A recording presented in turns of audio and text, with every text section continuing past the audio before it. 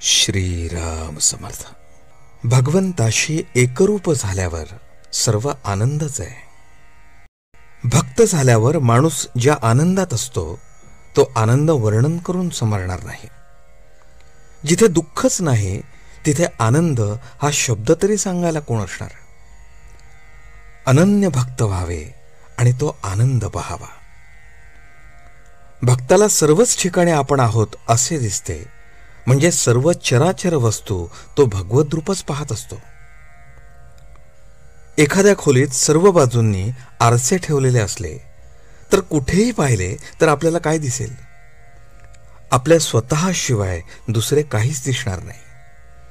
म्हणजे सर्व ठिकाणी एकभाव झाला तिथे दुःखाचे कारणच नाही, तिथे सर्वच आनंद असतो.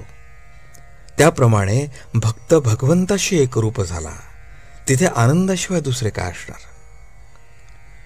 जे याप्रमाणे जगात वावरतात ते आपल्या आनंदात राहूनही इतर लोकांप्रमाणे वागत असतात. तुकारामांनी अशा स्थितीत राहून लोकांना सन्मार्ग दाखवला.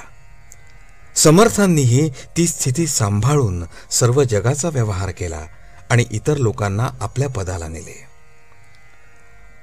आपण कधी त्या आनंदाकडे जाण्याचा मार्ग पाहिलेला नाही, म्हणून ज्यांनी तो आनंद पाहिला आहे आणि जे सदैव त्या आनंदातच राहतात त्यांच्या सांगण्याप्रमाणे वागणे हेच श्रेयस्कर आहे. म्हणजेच गुरुआज्ञेप्रमाणे वागावे. आपल्याला वाटाड्या भेटला म्हणजे त्याच्यावर विश्वास ठेवून आपण चालतो, त्याप्रमाणे गुरूंच्या वचनावर विश्वास ठेवून आपण वागावे म्हणजे आपले हित होते. एखाद्या आंधळ्या माणसाने साखर समजून जर मीठ खाल्ले तर ते खारट लागल्या वाचून राहणार नाही. त्याप्रमाणे आनंद मिळेल या कल्पनेने आपण विषयाची संगत धरली पण त्यापासून दुःखच प्राप्त झाले.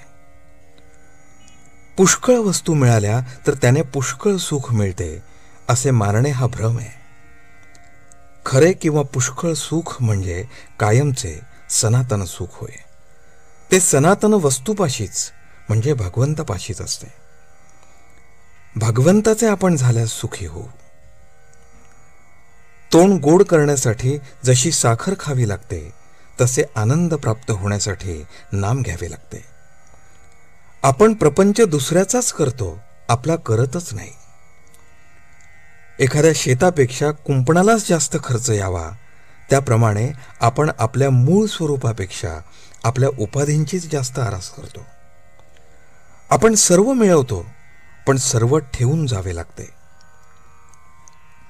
आपल्या फायद्याचे केले तरच आपला प्रपंच.